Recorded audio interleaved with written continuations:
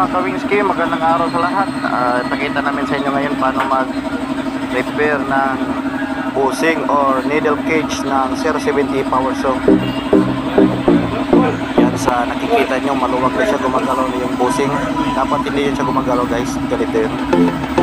Katulad sa kabila hindi gumagalaw. Fit na fit talaga yun siya. Pag gumagalaw kasi yan, malaki ng clearance ng crankshaft, nawawala ng puwersa, nanghihina ng kuryente, maatlas sa bante, tapos nagpapandaw na yan kasi maluwag na yung bushing nya doon sa crankcase. Kailangan natin yan ibalik sa normal. Yan yung crankshaft nya, may diferensya na, may gas-gas na yan guys, pero pwede pa yan gawa natin ang paraan, pwede pa yan natin iliha konti. This line dito, nagsira to. Ito yung lining nya,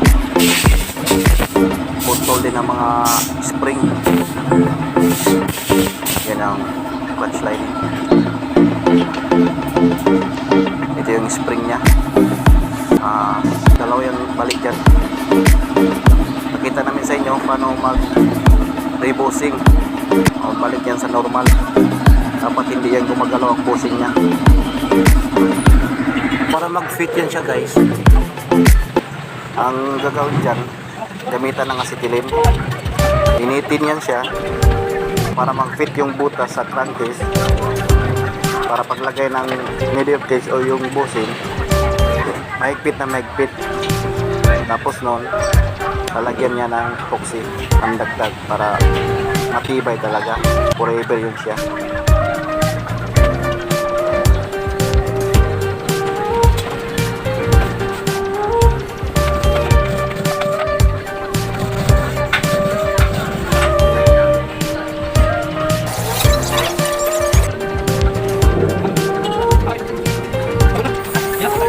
Nitin lang, tapos isukat yung bushing kung tama na ba, yung medyo mahigpit na siya, ganyan.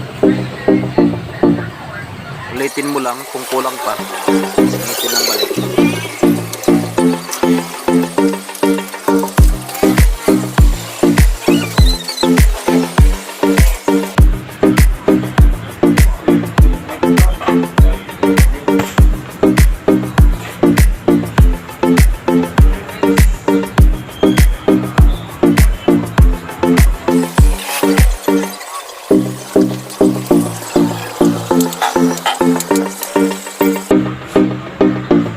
Palamigin lang natin, mamaya medyo malamig na siya, mga 15 to 20 minutes pwede na natin siya i-rebushing. Lagyan ng epoxy, pukpukin lang.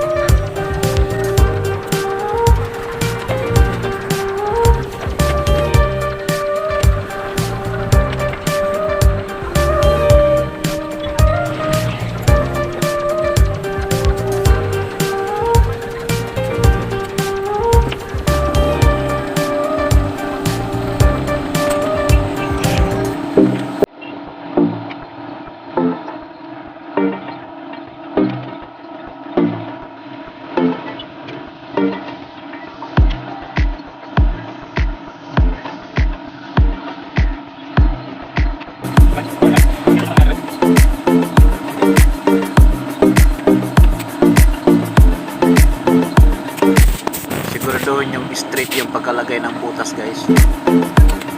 Yan, sa crankcase saka sa bushing.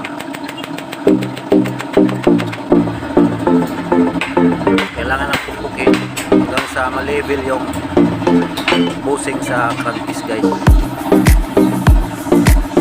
Kailangan level lang siya. Kali lang yung sobrang epoxy.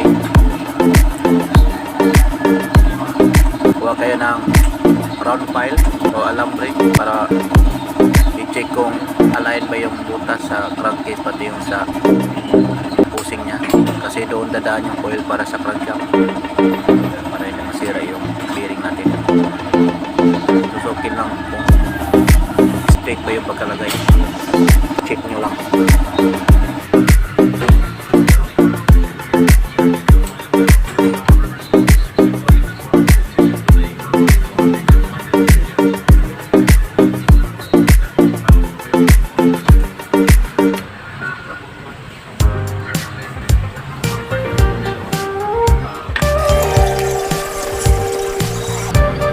Ayun, okay na yan siya guys.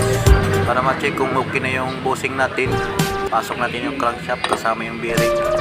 Kasi minsan hindi yan siya pumapasok sobrahan sa init ng sitilin. Puti natin kung malambot lang. Kaya mapasok ng kamay, okay lang yan siya guys.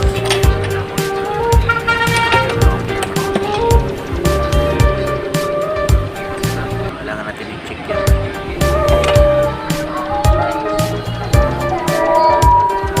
Okay na yan siya guys, ready for assemble na. Assemble muna natin guys kasi naghintay yung customer. See you in a few minutes guys.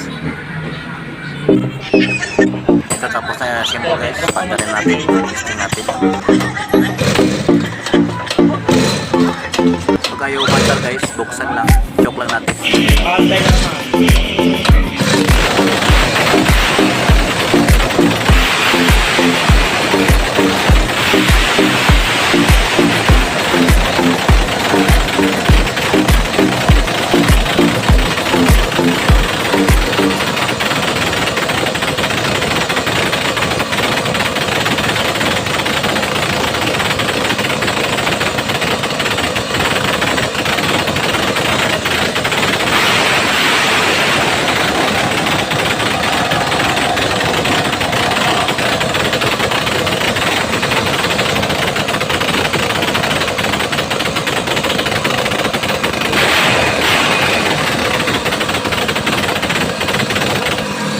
Please subscribe. See you next vlog guys.